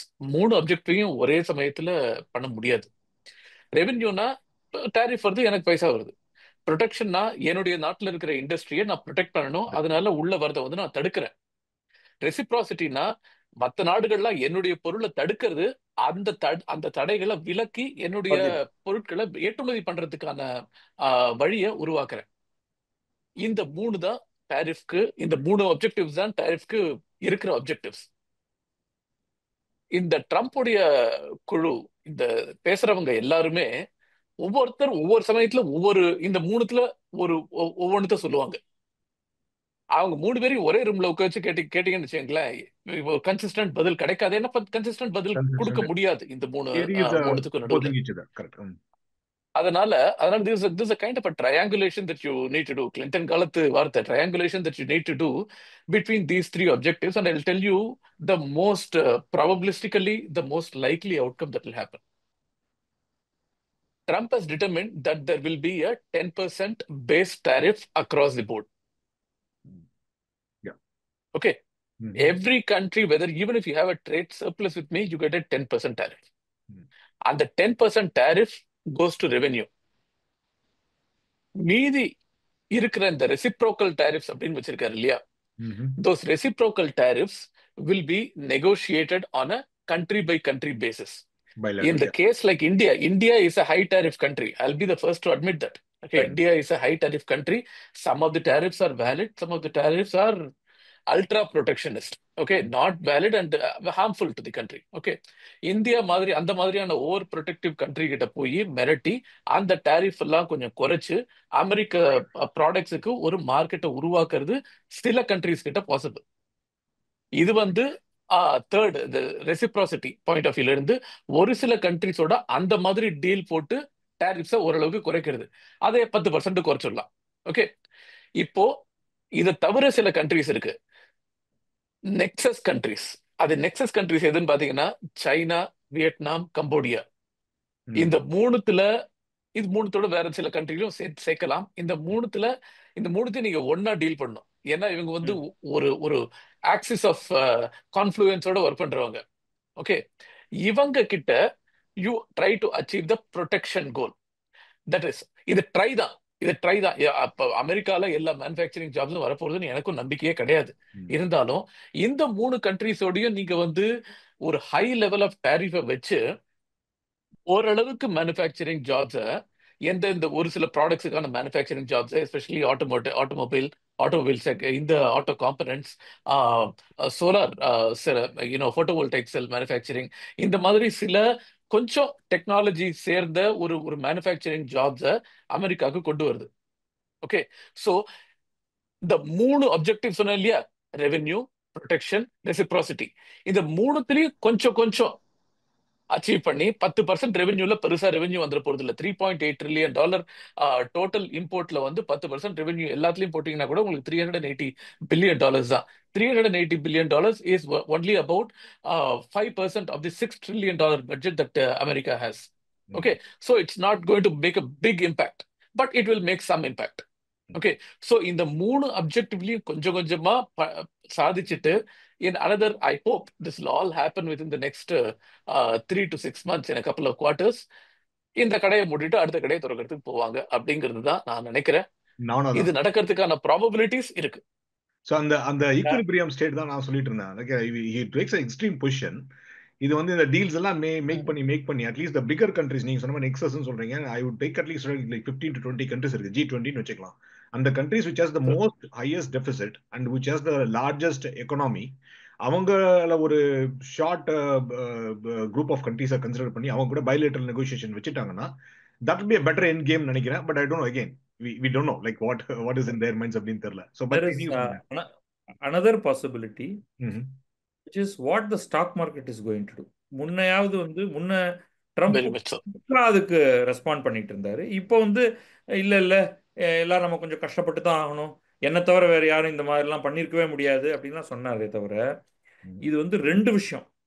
சஸ்டெயின்டா இது நடந்து இன்னொரு 3 மாசம் மக்கள் கஷ்டப்பட்டு தெருவுக்கு வந்தாங்கன்னா, ம். America doesn't get that kind of street protest. But if street protests happen, his approval rating plummets, stock market is behaving horribly, and inflation skyrockets. It's going to change. முதல்ல நீங்க என்ன பார்ப்பீங்கன்னா, this is the correct. possibility. Okay, first வந்து Republican லாமேக்கர்ஸ் உடைய protest வர ஆரம்பிக்கும். ம். ஏன்னா அது அவங்களுக்கும் தெரியும் ஆரம்பிச்சாச்சு. நம்ம எல்லாம் அதாவது ஆமா, இவருக்கு 4 வருஷம் இருக்கு. செனட்டர்ஸ்க்கு வந்து இந்த மிட் டேர்ம் எலெக்ஷன்ஸ் இருக்கு. Career politicians. ஆமா. அடுத்த 15-20 வருஷத்துக்கு நீங்க இருக்குன்னு பாக்குறீங்க. மக்கள் நம்மளை அழிச்சு தள்ளிடுவாங்கன்னு உங்களுக்கு தெரியும். ம். ஆனா இந்த நாளும் நடக்கணும். இப்ப ம். இதே ப்ரோ ட்ரம்ப் பண்டிட்ஸ் நியூஸ் மீடியால ம். அப்படியே மாறி, எனக்கு என்ன தெரியும், நான் இப்படியெல்லாம் ஆகும்னு நினைச்சேனா, இதெல்லாம் வந்து அபத்தம் பண்ணக்கூடாது, இல்ல ம். நாங்க ஆரம்பத்திலே சொல்லிட்டு இருந்தோம் டாரிஃப் எல்லாம் இந்த மாதிரிலாம் போடக்கூடாது, we are hmm. Always for free market flow of goods and services அப்படின்னு டக்குன்னு மாத்திடுவாங்க. ஸோ ம். கண்டிப்பா. கீழே இப்ப சைனா என்ன தெரியுமா பண்ணும்? 3 மாசம் என்னால அடியை தாங்கிக்க முடியும், 6 மாசம் கூட தாங்கிக்க முடியும், வா பார்க்கலாம் என்னதான் நடக்குது, அவங்க ஊர்ல என்னதான் நடக்குது அப்படின்னு. So they can hold, it is the others. இப்போ இந்தியா கேன் ஹோல்ட், ம். இந்தியா கேன் மேனேஜ், ஒன்றும் ம். பெரிய கஷ்டம்லாம் கிடையாது. டெஃபினெட்லி, இதே டெஃபினெட்லி. மாதிரி வந்து some of the European countries can deal with it, hmm. If not all of them. மற்றவங்களுக்கு கொஞ்சம் கஷ்டமா இருக்கலாம். ஸோ இது எல்லாத்தையும் நீங்க எடுத்து பார்த்தீங்கன்னா, ஒரு யாரும் அவசரப்பட்டு they will all discuss deals, but அந்த டீல் என்னங்கிற கிளாரிட்டியை நீங்க பார்த்தா தான் தெரியும் வெதர் அவங்களால உட்காந்து பேசக்கூட முடியுமான்ட்டு. ம். அது வரைக்கும் அமெரிக்கன் ஸ்டாக் மார்க்கெட் என்ன சொல்ல போகுதுங்கிறத நம்ம ரொம்ப கீனா ஃபாலோ பண்ணணும். அது ஒரு நாளைக்கு 2000 விழும், அடுத்த நாளைக்கு 1000 ஏறும், அதுக்கு அடுத்த நாளைக்கு அப்படியே ஃபிளாட்டா இருக்கும், அப்ப திருப்பி 2000 கீழே இருக்கும். ஸோ நம்ம பார்க்கணும் அது அது ம். என்ன சொல்லுதோ அதுதான் ஒரு இண்டிகேட்டர். பிளஸ் கொஞ்சம் கொஞ்சமா இந்த, ஏன்னா American social media is very vibrant. Yeah. அந்த மூட நமக்கு பார்த்தோம்னா ஒரு சென்ஸ் கிடைக்க ஆரம்பிக்கும். அடுத்து கண்டிப்பா. எங்க அந்த ஸ்விட்ச் நடக்குது, there will be some people who will say, இல்ல இது நான் வந்தப்ப I was fully behind him, அவர் வந்து நிச்சயமா அவருடைய பாயிண்ட் ஆஃப் வியூ கரெக்ட்னு நினைச்சேன், but no I have changed my opinion உங்களுக்கு டாப் ட்ரம்ப் சப்போர்ட்டர்ஸ் சொல்றாங்கன்னா, they may even say குவாலிஃபைடா, அதாவது எப்படின்னா இந்த இமிகிரண்ட்ஸ் எல்லாம் துரத்தணும், அதுல நான் அவருக்கு ஃபுல் சப்போர்ட் கொடுக்குறேன். ஆனா டாரிஃப்ல இல்ல. டாரிஃப் வந்து ஆமா. ஏன்னா இது அடிமடியில கைய வைக்குது. இது ம். ஒரு கார்ட்டூன்லாம் கூட ஆமா. பியூட்டி பார்த்தேன்னா அது ரைட். அந்த மாதிரி அவங்க சொல்ல ஆரம்பிச்சாங்கன்னா their own income is going to be affected, their own, whether it is a stock market income, hedge fund income, whatever it is, right? ம். அந்த விஷயம் ஒரு மாசத்துக்குள்ள நமக்கு கிளீனா தெரிஞ்சிடும். then we will know. அப்போ வந்து enough people போய் அவர்கிட்ட எக்ஸாக்ட்லி. இல்ல இல்ல நம்ம மாத்தி தான் ஆகணும், இதை வந்து சாஃப்டா பண்ணுவோம், ஸ்டெப் பை ஸ்டெப்பா பண்ணுவோம் அப்படின்லாம் மாத்தலாம். அப்புறம் இந்த இந்த சோகால்டு 90 days அதை கிடப்புல போட்டு வைப்போம் அப்படிங்கிறது கூட நடக்கலாம். நடக்கும். ஸோ என்ன வேணாலும் நடக்கலாம். But okay. One thing is that இவர் வந்து ஒரு கண்ணாபின்னு ஸ்டில் பண்ணியிருக்காரு மார்க்கெட்டை. அது மார்க்கெட்னா not just the stock markets but the ஆமா. ஹோல் எக்கானமியே ஒரு ஒரு கிண்டி இத சேர்ன் சொல்லியிருக்காரு அவரு, ஜெய்சங்கர் வந்து அதான் சேர்ன் அந்த சொல்லியிருக்காரு. Real churn. இல்ல ஒரே ஒரு இது என்னன்னா, இந்த யூரோப்புக்கு வந்து ஒரு பயங்கரமான அட்வான்டேஜ் இருக்கு. யூரோப்ல இருந்து வர ப்ராடக்ட் முக்காவாசி வந்து வெரி ஹை மார்ஜின் ப்ராடக்ட். ஒரு ஹெர்மிஸ் பேக் வந்து $2000 வித்துது, நாளைக்கு $2500 வித்துது அப்படின்னா அவங்களுக்கு வித்தியாசமே தெரியாது. ஓ, $2500 போயிருக்கு அப்படின்னு வாங்கிட்டு போயிட்டே இருப்பாங்க. அதுக்கு வந்து வெரி இன்ஃபிளேஷன் ப்ரொடெக்டட் ப்ராடக்ட்ஸ் இதெல்லாம். ஹெர்மிஸ் பேக்ல 2000 இல்லைங்க, இப்பெல்லாம் ரொம்ப விலையேறிச்சு. அப்படியா? சாரி. ஓகே. $2000 வந்து ரொம்ப கோச் பின்தங்கி கூட இருக்கோம் கிடைக்கிறது நாங்கெல்லாம், இப்போ. இந்தியாவில் ரொம்ப பின்தங்கி இருக்கோம். இங்க இருக்கிற கணவர்மார்கள்லாம் தெரியும் எவ்வளவு கஷ்டப்படுறோம் ஒரு பேங்க் வாங்குறதுக்கு அப்படின்னு. So now probably like I want to sum it up, right? So now without going into the politics of it, right? How is India dealing with this? Do you think that India the way it is dealing is right? அதாவது India இதை எப்படி சமாளிக்குது? நீங்க சொன்ன மாதிரி வந்து நம்மளுக்கு நிறைய levers இருக்கு, இந்தியா மாதிரி ஒரு கண்ட்ரிக்கு நிறைய லிவர்ஸ் இருக்குன்னு சொன்னீங்க பத்ரி. நீங்க ரொம்ப கிளியரா வந்து இமீடியட்டா எப்படி இந்த பைப் லைனை மாத்தி விட முடியும், நாளைக்கு நம்மளால மாற்ற முடியும்னு சொல்லியிருக்கீங்க. பட் லாங் ரன், ஸோ இதை வந்து நான் எப்படி பார்க்கணும்னா, இந்த இப்போ வந்து ஸ்டார்ட் அப் மஹாக்கும் நடந்துச்சு. ஸோ பியூஷ் காமர்ஸ் மினிஸ்ட்ரி வந்து அதுல கொஞ்சம் வந்துட்டு நம்ம வந்து பாப்கார்னும் டீயும் தயாரிச்சுட்டு இருக்கோம், சைனாவை பாருங்க அவங்க வந்து செமி கண்டக்டர்ஸ் அண்ட் ட்ரோன்ஸ் தயாரிச்சுட்டு இருக்காங்க அப்படின்ற மாதிரி சொல்லிட்டு இருந்தாரு. So how do you see it? Like, now, is this an opportunity for India to start manufacturing AI-related technology, start investing in semiconductors, start investing in car manufacturing, right? நம்ம car products பண்ணிட்டு இருக்கோம். Car Hyundai எல்லாம் இங்க வந்திருக்காங்க, Tesla வரப்போகுதுன்னு சொல்றாங்க. What do you think? Is India taking the right approach? Is those bilateral negotiations? What are your thoughts, both of you? இதுக்கு ரொம்ப பெரிய பதில் சொல்லணும். அதை நான் ரொம்ப மினிமலா ஒன்று ரெண்டு பாயிண்ட் மட்டும் சொல்லிட்டு நிறுத்திடுறேன். இந்த பியூஷ் கோயல் அந்த வாட்ஸ்அப்ல சுத்திட்டு இருந்ததை வச்சுட்டு அவர் கமெண்ட் கொடுத்துருக்கவே கூடாது. First of all, okay. ஒவ்வொரு நாட்டுக்கும் ஒரு சில ஸ்பெஷாலிட்டி இருக்கு. இதே நம்ம வந்து we are behind China by couple of decades குறைஞ்சபட்சம் அப்படிங்கிறது எல்லாருக்குமே தெரியும். 1980s சடன்லி அவங்க வேற பாதைகளை போக ஆரம்பிச்சாங்க. நம்ம பண்ணல. இப்போ நீ வந்து சமோசா விற்கிறது பண்ணிட்டு இருக்க, அவன் ஏஐ இப்போ சிப்ஸ் பண்றான், அந்த மாதிரிலாம் பேசினா அது நியாயம் இல்லை. It is hurting them. Yeah. நம்ம பதிலுக்கு வந்து நீ நாட்டில் நீ என்ன பண்ணி வச்சிருக்க, நீ என்ன இன்சென்டிவ் தர, எவ்வளவு கரப்ஷன் இருக்கு அப்படின்னு நம்ம பதிலுக்கு சொல்லிட முடியும். இன்னும் பாட் ஹோல்ஸ் இருக்கு, we don't have ஆமா, a proper நீ மட்டும் என்ன கீழ்ச்சியா அப்படின்னு நம்ம கேட்க முடியும். அதனால அவங்கெல்லாம் வந்து வாட்ஸ்அப் ஃபார்வர்ட் எல்லாம் ஒரு மினிஸ்டர் எடுத்துக்கிட்டு அதுக்கு கமெண்ட் எல்லாம் சொல்லிட்டு இருக்க கூடாது. First of all, okay. அப்படி உண்மையிலேயே யூ ஃபெல்ட் ஸ்ட்ராங்லி அபவுட் இட்னா நீ ஒரு அனௌன்ஸ் பண்ணு. இப்போ நான் வந்து சைனா மாதிரி ஆகிறதுக்கு நான் ஒரு $10 trillion கொண்டு வந்து போடுறேன் அப்படின்னு சொல்லு. ஓகே, அதுதான் நீ பண்ணணுமே தவிர கேலி பண்ற இடத்துல நீ இல்லை. That's first thing. We have our own growth path. We have a long way to go. நமக்கு வந்து அது தெரியுது. But fortunately for us our size is positive for us, population size. If you can manage few things, அது வந்து பல ஸ்டேட்ல நடக்கிறத நான் இன்னைக்கு பார்க்குறேன். எஸ்பெஷலி நம்ம ரொம்ப கேலி பேசிகிட்டு இருக்கக்கூடிய பல ஸ்டேட்டில் கொஞ்சம் கொஞ்சமாக இம்ப்ரூவ்மெண்ட் வர ஆரம்பிச்சிருக்கு, பர்டிகுலர்லி நார்த் இந்தியன் ஸ்டேட்ஸில். அண்ட் ஐ திங்க் அவங்க 1% பாயிண்ட் அவங்களுடைய ஜிடிபி இம்ப்ரூவ் ஆனாலுமே இட்ஸ் பிக் திங். அது வந்து நமக்கு நல்ல விதத்தில் பீகார் உண்மையே கொஞ்சம் பின்னாடி இருக்கு. இப்போ உத்தரப்பிரதேஷ் ஃபார் எக்ஸாம்பிள், ஒரு எக்ஸாம்பிள் சொல்றதுக்கு. பட் ராஜஸ்தான், மத்திய பிரதேஷ் எல்லாரும் சின்ன இம்ப்ரூவ்மெண்ட் பண்ணாலே நம்ம ஓவரால் இம்ப்ரூவ்மெண்ட்டை பெரிய அளவுக்கு பார்ப்போம்.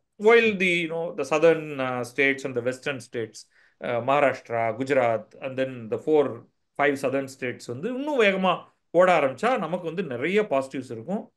We have to invest a lot in education, in our core manufacturing. அதெல்லாம் நம்ம நிறைய பண்ணணும். டக்குன்னு நம்ம வந்து இந்த பர்டிகுலர்லி இந்த மேனுஃபேக்சரிங் ஸ்பேஸ்லலாம் ஒரு டாரிஃப் போட்டாரு, நம்ம நாளையிலேருந்து நம்ம வந்து ஏர்கிராஃப்ட் பண்ணுவோம்னா நம்மகிட்ட அந்த டெக்னாலஜிலாம் கிடையாது. ஃபார்ச்சுனேட்லி கார் நம்ம பண்ணுறோம். இண்டிஜினஸாக உங்களுக்கு வந்து டாட்டாஸும் பண்ணுறாங்க, மஹிந்திராவும் பண்ணுறாங்க. டாட்டாஸ் வந்து ஜாகுவார் லேண்ட் ரோவரே வாங்கி இருக்கிறதுனால நிறைய டெக்னாலஜி இப்போ கொண்டு வர முடியும். பைக்கெல்லாம் பண்ணுறோம். But we have to go far. நம்ம we are nowhere near China. அதை அக்னாலேஜ் பண்ணலாம், தப்பு கிடையாது. நம்மளுடைய இன்றைய நோக்கம் சைனா ஆகிறது இல்லை. என்னை பொறுத்த வரைக்கும் ஒரு மிடில் இன்கம் கண்ட்ரி ஆக முடியுமா? உன்னுடைய ஆவரேஜ் பெர் கேபிட்டா இன்கம் அப்படிங்கிறத க்ளோஸ் டு $10,000 கொண்டு போக முடியுமா? அதுதான் நம்முடைய பிரைமரி கோலா இருக்கணுமே தவிர நான் வந்து நான் ஏன் இதை பண்ணல அதை பண்ணல அதெல்லாம் வந்து இட்ஸ் நைஸ் டு ஹேவ். சாப்பாடு இல்லை, அதை போக்கியாச்சு. பட் நல்ல ட்ரெஸ் இல்லை, நல்ல வீடு இல்லை, எனக்கு 24 hours தண்ணி வரல. அதெல்லாம் இந்த அரசு கொஞ்சம் கொஞ்சமாக அதெல்லாம் பண்ணிட்டு இருக்கு. அது இன்னும் நல்ல ரோடு வேணும், நல்ல டிரான்ஸ்போர்ட்டேஷன் வேணும். அது நமக்கு இல்லை இன்னும். அது லாங் டிஸ்டன்ஸ் டிரான்ஸ்போர்ட்டேஷன் பயங்கரமாக டைமை குறைக்கிறது. அவன் புல்லட் ட்ரெயின் விட்டுட்டு இருக்கான் சைனா எங்கே பார்த்தாலும். I want that. அந்த ஆசையை நீ காமி. அவன் ஏஐ பண்ணுறான், நீ ஏன் ஏஐ பண்ணலன்னு எங்கிட்ட கேட்காத. அவங்களுக்கு பண்ணியிருக்கிற நீ ட்ரெயின் நெட்வொர்க்கை வந்து இந்தியாவில் பண்ணுன்னு நீ பண்ணு. That's what I will ask the government. எங்கிட்ட வந்து நீ என்ன பண்ண, இன்னும் என்ன பண்ணு என்கிட்ட கேட்காத. நீ என்ன பண்ணங்கிறது பண்ணு. அந்த பாத்துல நம்ம போனோம்னா if you are going at a decent growth rate, தானாவே there will be more money to invest. entrepreneurship நிறைய இருக்கு. We will learn technology, we will borrow technology, we will steal technology, at least at an individual level or a government level இல்லைனாலும். And we will eventually build all these things. We need stability. அதுக்கு பல காரியங்கள் செய்யணும். We need corruption free business environment also in other areas. But ஒரு business மேனா நான் எதிர்பார்க்கிறது அந்த மாதிரியான ஒரு என்வாயர்மெண்ட். அந்த என்வாயர்மெண்ட்ல என்னால் த்ரைவ் பண்ண முடியும். அதுக்கான பாசிட்டிவ்ஸ் எல்லாத்தையும் நம்முடைய காமர்ஸ் மினிஸ்ட்ரி பண்ணணும். Various higher technology and lower technology நம்முடைய அக்ரிகல்ச்சரை ஓரளவுக்கு டிரான்ஸ்ஃபார்ம் பண்ணுறதுக்கு அதில் பெரிய இன்வெஸ்ட்மெண்ட் வர்றதுக்கான வேலைகள் என்னென்னு பண்ணணும். அதில் இருக்கிற பாட்டில் நெக்ஸை உடைக்கணும்.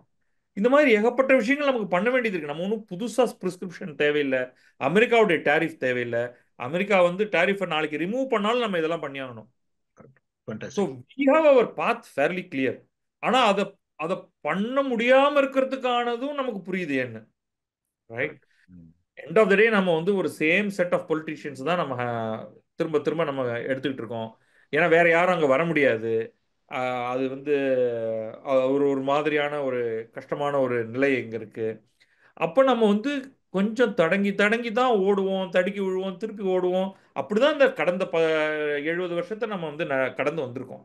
And there is progress, overall progress. இந்த ப்ராக்ரஸ் இன்னும் அதிகமாகலையேங்கிற ஒரு வருத்தம் இருக்கு. நீங்க வந்து அதை எப்படியாவது தேவர் மகன் சிவாஜி சொன்ன மாதிரி மெதுவா தான் நம்ம பையன் வருவான்றீங்க. ஆனா அதோட கொஞ்சம் வேகமா இன்னும் கொஞ்சம் வேகப்படுத்தும். அதுதான் துரிதப்படுத்தணும். நம்மளுடைய focus. It is not at all dependent on அவனுடைய tariff. We know what we need to do and we have to do that. Perfect. Srikanth, let's உங்களோட இந்தியா ரோட்ல நீங்க வண்டி ஓட்டுனீங்கன்னு வச்சுங்களேன், நீங்க வந்து ரோல்ஸ் ராய்ஸ்ல ஓட்டினா கூட உங்களுக்கு முன்னாடி ஒரு மாட்டு வண்டி போச்சுன்னா மெதுவா தான் ஓட்டணும். அதனால இந்தியன் ரோடுக்கு ஏற்ற மாதிரி தான் இந்தியால பிசினஸ் ஃபங்க்ஷன் பண்ண முடியும். ஒரு பழைய ஆரக்கிள் ஆட் எனக்கு ஞாபகம் வருது. ஆரக்கிள் வந்து என்ன பண்ணுவாங்கன்னா, நீங்க வந்து ஃப்ரண்ட் எண்ட்ல டெவலப் பண்ணது நிறைய சாஃப்ட்வேர் இன்ஜினியரிங்ல. ஸோ அப்போ வந்து பின்னால வந்து ஒரு புல்லட் கார்ட்டோட வீல்ஸை வச்சுட்டு முன்னால ஒரு புலி மாதிரி ஒரு 10 ஹார்ஸ் பவர் இருக்கிற இன்ஜினை மாட்டிட்டு you can't go, both has to be evenly distributed அப்படிங்கிற மாதிரி சொல்லியிருந்தாங்க. ஸோ அதுதான் ஞாபகம் வந்துச்சு. But so anyway thanks. Over. சொல்லுங்க Badri, any concluding both of you? இல்ல நான் சொல்லிட்டேன் என்னோட concluding remark already. Super. I actually loved it. So now Srikanth, why don't you come up with your round of conclusions? What should India be doing? Are they in the right path? No, India is definitely in the right path. They are taking the silent approach, and which is the right approach in this thing. China குதிக்கிறான்னா சைனாக்கு குதிக்கிறதுக்கான வலு இருக்கு, அவன் குதிக்கிறான். நமக்கு அது இல்லை. அதனால நம்ம எடுக்க வேண்டிய அப்ரோச் தான் நம்ம எடுக்கிறோம். ஓவரால் பார்த்தீங்கன்னு வச்சுங்களேன், என்ன ஒரு துரதிருஷ்டமான விஷயம் என்ன அப்படின்னு பார்த்தீங்கன்னா, உலகம் முழுக்க வேர்ல்டு ட்ரேடு அப்படின்னு உலக வர்த்தகம் அப்படின்னு பாத்தீங்கன்னா அதோடைய சைஸ் $33 trillion. வருஷம் கிட்டத்தட்ட 2 to 3% வளர்ந்துட்டு இருக்கு. எக்ஸப்ட் கோவிட்ல கொஞ்சம் ஆப்வியஸ்லி கீழே போச்சு. அதுக்கப்புறம் மறுபடியும் கோவிடுக்கு அப்புறம் மறுபடியும் 2 to 3% வருஷம் வளர்ந்துட்டு இருக்கிற நம்பர் அது $33 trillion. ஸ்டம அடி வாங்க போகுது. இந்த டேரிஃப் விஷயம் இன்னும் இப்படியே தொடர்ந்ததுன்னா இது வந்து இன்னைக்கு பாருங்களேன், யூரோப் வந்து இந்தியா கிட்ட கேட்கறான், எனக்கு இப்ப ஆட்டோ டேரிஃபை குறை அப்படின்ட்டு. This will become a contagion. அமெரிக்காவுக்கு நீ குறைச்சனா எனக்கே குறைக்க மாட்டேங்கிற அப்படின்னு இன்னொரு கண்ட்ரி கேட்பான். இவன் இந்தியா கேட்டனா இந்தியா வந்து இன்னொரு கண்ட்ரி கிட்ட கேட்கும். யூரோப் வந்து கம்போடியா கிட்ட கேட்பான். இப்படி இது ஒரு கண்டேஜியனா மாறித்துன்னு வச்சுங்களேன். Everybody will be building a tariff wall. அவங்க ஒரு சின்ன சின்ன சுவர், குட்டி சுவர், பெரிய சுவர், மதில் சுவர் அப்படிங்கிற மாதிரி கட்டிக்கிட்டு இருந்தாங்கன்னா overall world trade will go down, and that will be a very unfortunate outcome. And for that reason, and if only for that reason, I wish this whole thing evaporates and goes off in like 3 to 6 months. That is a fervent hope. நடக்குமா அப்படின்னு பார்க்கலாம். Fantastic. Well said. Like world trade, world is flat அப்படின்னு சொல்லிட்டு நான் சொல்லிட்டு இருந்தேன். World is flatல இருந்து it is now moving towards islands of nations மாதிரி ஒவ்வொன்றும் தனித்தனியா சிதறிட்டு இருக்கு. இந்த செப்பரேட்டிசம் வரப்போகுது, நீங்க சொல்ற ப்ரொடக்ஷன் அதிகம் வரப்போ வந்துட்டு we are building those walls. And it took centuries to break that. Imperialism உடைச்சிட்டு நம்ம அந்த world is flat exactly. It took centuries. And now we are trying to build those walls pretty soon அப்படிங்கிறப்ப கஷ்டமா இருக்கு. So let's see. I think with that said, fantastic conversation. உங்ககிட்ட ரொம்ப கத்துனா நீங்க ரெண்டு பேரும் வந்து நல்லா விளக்கினீங்க. I think we should continue. இது வந்து இன்னும் நம்ம நிறைய வந்து ஒவ்வொரு டாபிக் பத்ரி நீங்க சொன்ன மாதிரி வந்துட்டு நம்ம இந்தியன் growth perspective மாத்திரம் எடுத்துட்டோம்னா அது ஒரு டாபிக் வைக்க முடியும். And same thing like history of these things, right? Srikanth, I think like you are a student of history in the economic history பத்தி எல்லாம் நிறைய பேசிட்டு இருக்கீங்க. I think that is needed for us to understand what is going to happen in the future. So அத பத்தி எல்லாம் நம்ம கண்டிப்பா டிஸ்கஸ் பண்ணோம். With that said, I thank you all. I know we took time off for my morning and your evenings. So, but it was fantastic, fabulous meeting you all. ரொம்ப நன்றி, மிக்க நன்றி. Same here. Thank you. Absolutely. Thank you. Thanks.